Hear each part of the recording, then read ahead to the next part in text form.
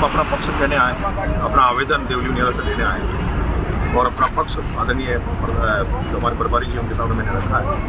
उन्हें सारा मैंने किस तरह से हम चुनाव लड़ेंगे, किस तरह से जीतेंगे, वो सारे समीकरण उनको बताएं। मुझे भरोसा है, विश्वास है कि कांग्रेस पार्टी मेरे पे विश्वास करके, भरोसा करके हमें टिकट देगी और हम आश्वस्त कर देना चाहते हैं। मैंने आश्वस्त किया आदरणीय प्रभारी जी को, अगर कांग्रेस पार्टी हमें टिकट देती तो हम दोनों सीटों पर जीत दिलाकर कांग्रेस को जिताएंगे।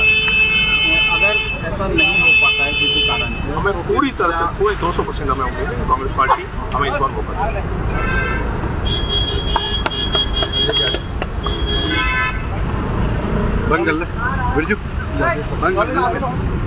राजस्थान की 7 विधानसभा चुनाव पर उपचुनाव का बिगुल पूरी तरीके से बच चुका है, लेकिन अगर पूर्वी राजस्थान की बात करें तो देवली उनियारा और दौसा सीट जो कि हॉट सीट है, लेकिन यहाँ पर कांग्रेस के ऐसे कई दिग्गज उम्मीदवार हैं जो अपनी दावेदारी को यहाँ पर जता रहे हैं। लेकिन आज कांग्रेस वार रूम पर प्रदेश प्रभारी सुखविंदर सिंह रंधावा बड़ी बैठक ले रहे हैं। इससे पहले यहाँ पर युवाओं का बड़ा हुजूम नजर आ रहा है और हमारे साथ इस वक्त जुड़े हुए हैं नरेश मीणा जो कि पायलट रूट के समर्थक माने जाते हैं और अशोक गहलोत के भी बहुत करीबी हैं। बात करते हैं तो सीट को लेकर के किस तरीके का क्या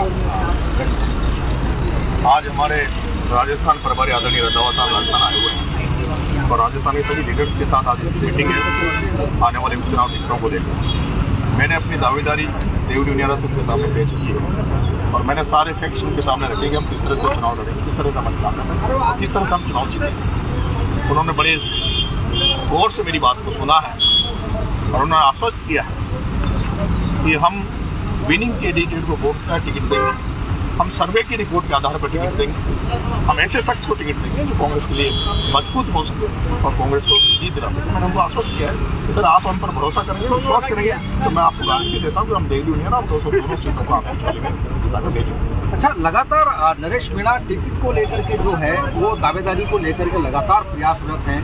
क्या इस बार मानते हैं कि ये आपका अंतिम प्रयास है या आगे भी आपके प्रयास रहेंगे? अगर मान लिया जाए कि टिकट अगर नहीं देती है तो ऐसे स्टैंड पर क्या रणनीति रहेगी? देखिए, जिंदगी बहुत लंबी है और 25 साल से संघर्ष कर रहा हूँ सड़कों पर।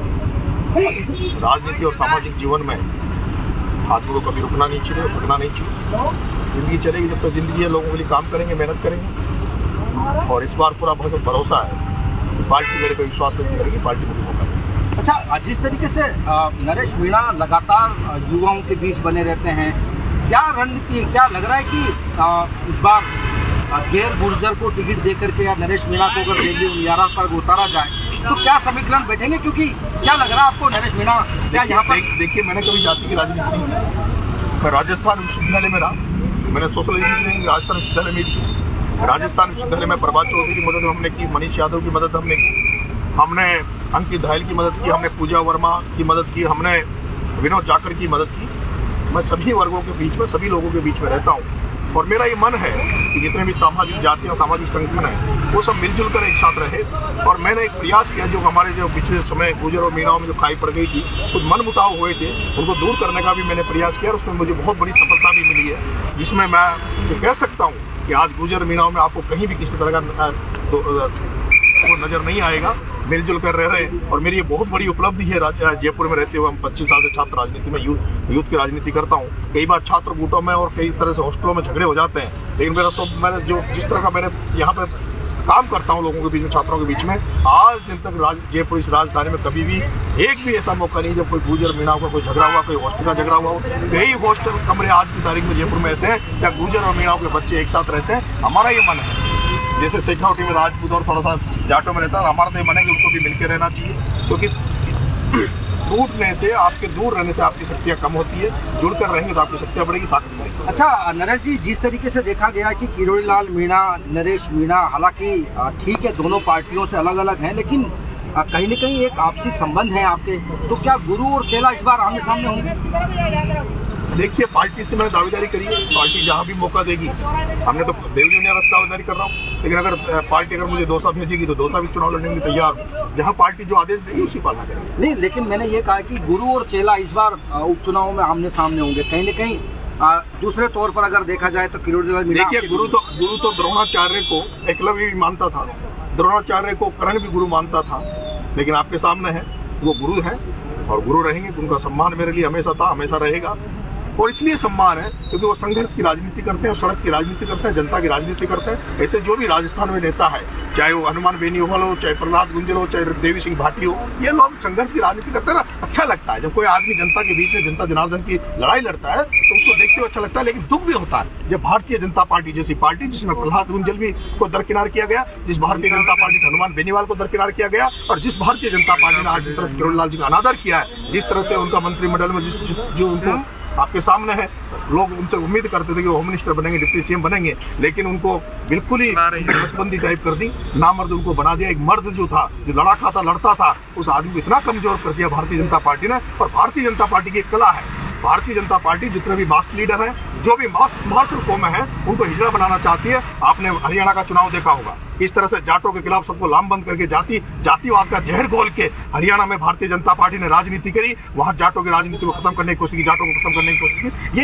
इनका कला है। भारतीय जनता पार्टी का एक स्टेटस है, पहले धर्म की राजनीति करते थे, अब ये जाति पर आ गए, और हो सकता है आने वाले समय में गोत्र पे भी आ जाएंगे, गाँव ढाणी में भी फैल जाएंगे। और यही कारण है कि अभी ये कह रहे थे नरेंद्र मोदी ने, जब सारे एसटी के सांसद उनसे मिलने गए और जब वो सुप्रीम कोर्ट ने जब टिप्पणी करी थी, तब नरेंद्र मोदी ने कहा था कि जो सुप्रीम कोर्ट की टिप्पणी, इस पर कोई अमल नहीं किया जाएगा, हम इसको नहीं चलने देंगे। लेकिन हरियाणा में जैसे ही अभी मुख्यमंत्री भारतीय जनता पार्टी का बना, कोटे में कोटा वहां दे दिया गया है, वहां कोटे में कोटा दे दिया गया। ये राजस्थान है, ये राजस्थान की धरती है, ये मार्शल कौमों की धरती है, वीरों की धरती है, यहाँ बलिदानियों की धरती है। यहाँ इस तरह की बीजेपी जैसे जो षड्यंत्र रचती है वो यहाँ नहीं चलेंगे। अच्छा नरेश जी, चुनावी दंगल में गुरु और चेला आमने सामने रहेंगे तो क्या रणनीति अपनाएंगे? क्योंकि गुरु गुरु है, चेला चेला है। देखिए, जब महाभारत का युद्ध था, बहुत सारे लोग जो दुर्योधन से एग्री नहीं करते थे, भीष्म पितामह, द्रोणाचार्य जैसे, कृपाचार्य जैसे लोग, विदुर जैसे लोग, लेकिन उन्होंने कहा था कि हम उससे बंधे हुए, सिंहासन से बंधे हुए,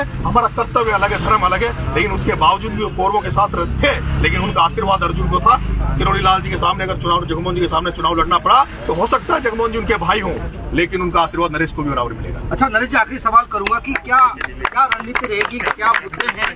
क्योंकि एक बहुत बड़ा ERCP और PKC जो योजना है, वो नरेंद्र मोदी खुद यहाँ पर सभा करेंगे, तो कहीं न कहीं वोट को काटने की। देखिए, मुद्दों की लड़ाई में अब तक लड़ता आया हूँ। अभी छपड़ा गया, आपने देखा होगा 12 में आंदोलन, किसानों के आंदोलन, किसान आंदोलन में बढ़ चढ़ के भाग लिया, छात्रों के बीच में रहा तो छात्रों के आंदोलन किए, 7-7 दिन तक छात्रों के लिए आंदोलन अनशन किए और उनके लिए लड़ते रहे। अगर भगवान करे देवली उनियारा में मौका पार्टी दे दे, वहां से चुनाव लड़ने का मौका मिल जाए और वहां की जनता अगर आशीर्वाद दे दे और वहां से बन गया, तो जिस तरह से वहां बजरी माफिया है, जिस तरह से बड़े बड़े माफियाओं ने वहां बजरी पर कब्जा कर रखा है, आम किसान को एक टोली रेत नहीं मिलती देवली उनियारा में, आम किसान का एक ट्रैक्टर एक टोली पत्थर नहीं मिलता, और वहां बड़े धड़ल्ले से डंप पर चल रहे हैं भारतीय जनता पार्टी के थानेदार, खुली बंदियां ले लेके, और वहां खुले लोगों अपने लोगों को मदद कर रहे हैं। उन सबकी दुकानें बंद कर दूंगा।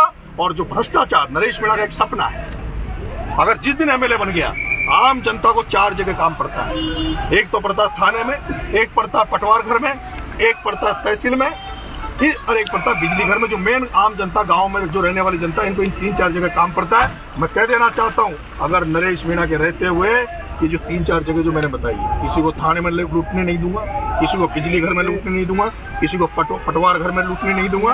एक बार भगवान की उम्मीद कर रहे हैं, एक बार मौका तो मिले। सचिन पायलट के बहुत करीबी हैं, क्या लग रहा है कि इस बार, क्योंकि सचिन पायलट भी एक तूफान की तरह लौट करके राजस्थान की राजनीति में बने हुए हैं, भले उनको छत्तीसगढ़ का प्रभारी बनाया गया, लेकिन एक नरेश मीणा और सचिन पायलट, क्या पार्टी आला कमान इसको किस तरीके से? देखिए, पार्टी राजनीति में उतार चढ़ाव चलता रहता है, परिस्थितियां बदलती रहती है, कभी किसकी चले कभी किसकी नहीं चले। मुझे इस बार भरोसा है, लेकिन जिस तरह से मुझे इस बार पूरी कांग्रेस पार्टी का आशीर्वाद है, मुझे आदरणीय डोटात्रा जी का विशेष आशीर्वाद है, मुझे रंधावा साहब का विशेष आशीर्वाद है, मुझे राहुल गांधी जी का आशीर्वाद है, मुझे खड़गे साहब का आशीर्वाद है, मुझे गहलोत साहब का आशीर्वाद है, मुझे भंवर साहब का आशीर्वाद है, मुझे जूली साहब का आशीर्वाद है, मुझे पायलट साहब का भरपूर आशीर्वाद है। ऐसे में टिकट तो मुझे मिलेगा, ये पूरी उम्मीद। बीजेपी कह रही है कि 7 सीटों पर कमल खिलेगा, कमल कीचड़ में जाएगा।